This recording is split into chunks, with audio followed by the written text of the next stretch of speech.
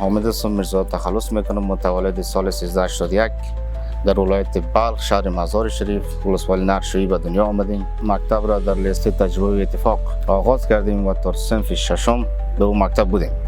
بنابر مشکلاتی که اونجا وجود داشت خود را سپس تبدیل کردم به یک مکتب خصوصی و بالاخره تا صنف 11 در مکتب خصوصی ادامه دادم.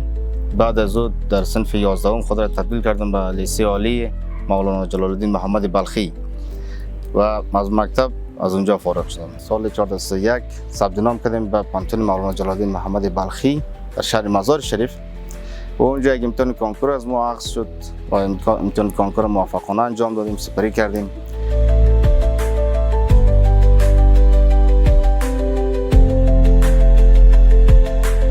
و هدف ما این بود که در آینده باید یک دکتر خوب شوم، یک دکتر خوب شویم و مستر خدمت به جامعه شویم تا که دیگه مردم نیازمند نزی نباشن که برای تداوی به کشورهای خارجی مراجعه بکنن. چرا نباید اینا به کشور خود باید تداوی شن؟ مطالعه یک نکته کلیدی برای تحصیل است، برای محصلین است. مثلا استاد یگانه کاری که میکنه یک راهنمایی میکنه. مثلا در لکچرهای خود یک راهنماست، کتاب یگانه چیزی است که ما را به او هدف ما میرسونه. افغانستان ما میخوایم یک کشور مترقی و پیشرفته ببینم که پلان ما بدون تحصیل ممکن نیست. باید هر جوان تحصیل بکنه، پیشرفت بکنه، یک دست جوان از تبعیضات نژادی و قومی و مذهبی خودداری بکنن و کلشان یک پارچه شون و مملکت خود را بسازن.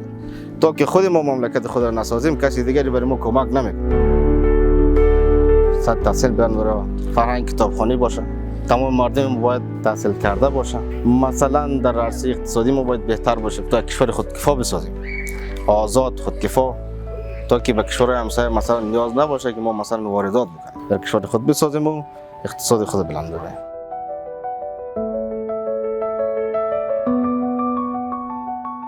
ناامیدی بس است. مملکت ما شما بیش از 4 دهه ناامید بوده. وقت بیداری است و وقت تعلیم است، وقت امید.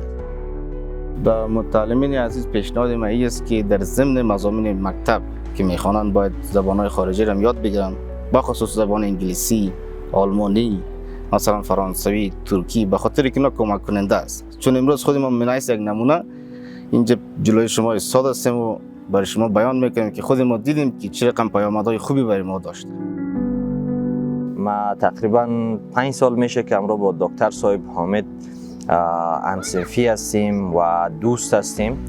در کناری از این همصنفی و دوست هستیم ما همکارای خوبی هم هستیم، چون ما با کمک یکدیگر یک چنل یوتیوبی ساختیم به نام سامورای مدیکال ساینس و در او با یکدیگر کمک میکنیم.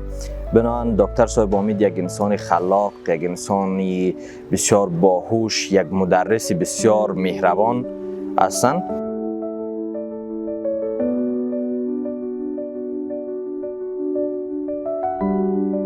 زندگی فراز و نشیب‌های داره و جوانان نباید مثلا باید تسلیم شوند، باید به تلاش‌های خود ادامه بدن. مثلا بعد از او آمدیم به پانتون. آرزوی ما بود که مثلا هدف ما بود که ما باید به پانتون بخوانم و یک مستر خدمت به جامعه شوم. بعد از او پانتون شروع کردیم و مثلا یوتیوب چینل تأسیس کردیم و به این آرزوها رسیدیم و آرزوی نهایت ما است که یک دکتر خوب و یک جراح خوب در سطح کشور شوم تا که مردم ما دیگه مجبور نباشن خارج کشور برای تداوی برن. باید در خود کشور خودشان تداوی شون و همین مصارف گزافی را متحمل نشن.